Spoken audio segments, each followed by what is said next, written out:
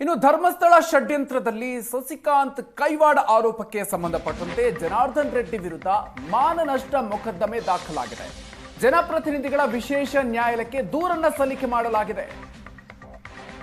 ನನ್ನ image damage ಮಾಡೋದಕ್ಕೆ ಹೊರಟಿದ್ದಾರೆ ಅಂತ ನನ್ನ ವಿರುದ್ಧ ಮಾತನಾಡಿದ ಜನಾರ್ದನ್ ರೆಡ್ಡಿ ಜೈಲಲ್ಲಿದ್ರು. ಸುವರ್ಣ ನ್ಯೂಸ್ಗೆ ಸಂಸದ ಸಸಿಕಾಂತ್ ಸೆಂಥಿಲ್ ಹೇಳಿಕೆಯನ್ನು ಕೊಟ್ಟಿದ್ದಾರೆ. ಬಲಪಂಥೀಯ ರಾಜಕೀಯ ಎದುರಿಸ್ತಾ ಬಂದಿದ್ದೀನಿ.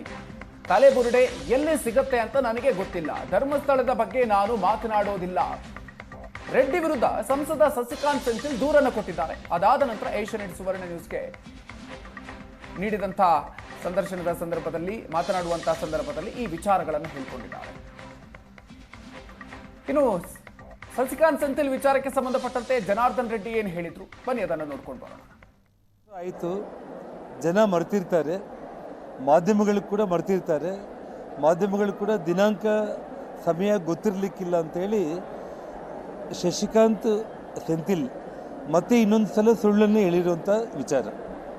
ಯಾಕೆಂತಂದರೆ ನಾನಲ್ಲಿ ಸಚಿವನಾಗಿ ಕೆಲಸ ಮಾಡೋ ಸಂದರ್ಭದಲ್ಲಾಗಲಿ ಮತ್ತು ನನ್ನ ಮೇಲೆ CBI ಪ್ರಕರಣಗಳಾಗಿರುವಂಥ ಸಂದರ್ಭದಲ್ಲಾಗಲಿ ಈ ಶಶಿಕಾಂತ್ ಸೆಂಥಿಲ್ ಅನ್ನೋನು ಅಲ್ಲಿ AC ಆಗಿ ಕೆಲಸನೇ ಮಾಡಿಲ್ಲ.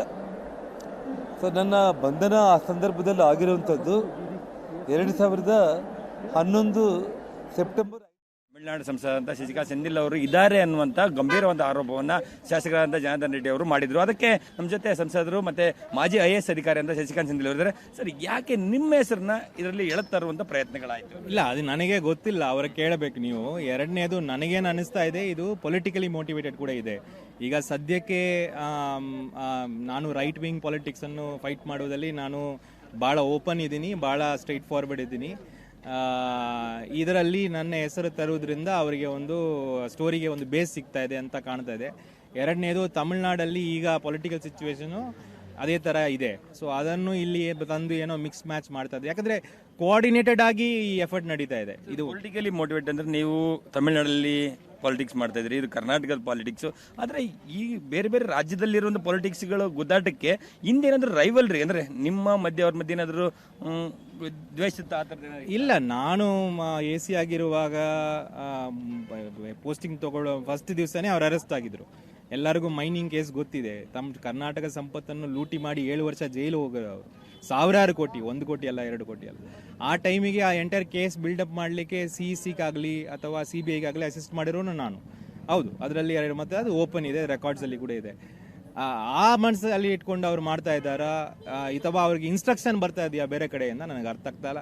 ಇಲ್ಲ ಬರೀ ವಾಟ್ಸಾಪನ್ನು ನೋಡಿಕೊಂಡು ಅವರು ರೂಮರ್ ಸ್ಪ್ರೆಡ್ ಮಾಡ್ತಾ ಇದ್ದಾರೆ ಗೊತ್ತಾಗುತ್ತೆ. ಸರ್, ಈಗ ಈ ಷಡ್ಯಂತ್ರದಲ್ಲಿ ಯಾರ ಹೆಸರುಗಳಿದೆ ಅಂತ ಹೇಳಿ ಹೇಳಲಾಗ್ತಿದೆ. ಅವರು ಯಾರಾದರೂ ನಿಮ್ಮನ್ನು ಭೇಟಿ ಮಾಡಿದ್ದು ಅಥವಾ ಫೋನಲ್ಲಿ ಮಾತಾಡಿದ್ದು, ಈ ದೂರುಗಳು ಷಡ್ಯಂತ್ರದ ಮಾಹಿತಿ ನಿಮಗೆ ಈ ದೂರು ದಾಖಲಾಗುವ ಮೊದಲೇ ಇತ್ತ? ಅಬ್ಸಲ್ಯೂಟ್ಲಿ ಇಲ್ಲ. ನೀವೆಲ್ಲ ಅವರು ಪ್ರೆಸ್ ಮೀಟ್ ಮಾಡಿದ ಮೇಲೆ, ಕಾಲ್ ಮಾಡಿದ ಮೇಲೆ ನನಗೆ ಇದೆಲ್ಲ ಗೊತ್ತಾಯಿತು. ಮತ್ತು ನಾನು ಇದನ್ನು ಭಾಳ ಚೈಲ್ಡಿಶ್ ಅಲಿಗೇಷನ್ ಅಂತ ಅಂದ್ಕೊಂಡೆ. ಯಾಕಂದರೆ ಜನಾರ್ದನ್ ರೆಡ್ಡಿಗೆ ಆ ಹಿಸ್ಟ್ರಿ ಇದೆ. ಅವರಿಗೆ ಒಂಥರ ಅವರು ಆ ಟೈಮಿಗೆ ಅವರು ಬೇರೆ ಬೇರೆ ಥರ ಇದ್ದರು ಅಂತೆಲ್ಲ ಕಥೆಗಳು ಇದ್ದಾವೆ.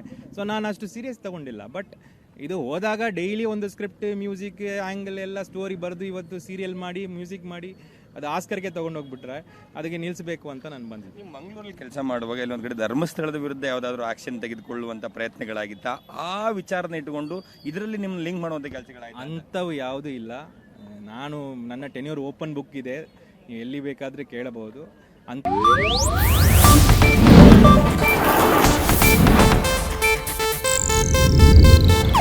ಇದು ಏಷ್ಯಾನೆಟ್ ನ್ಯೂಸ್ ನೆಟ್ವರ್ಕ್ ಪ್ರಸ್ತುತಿ.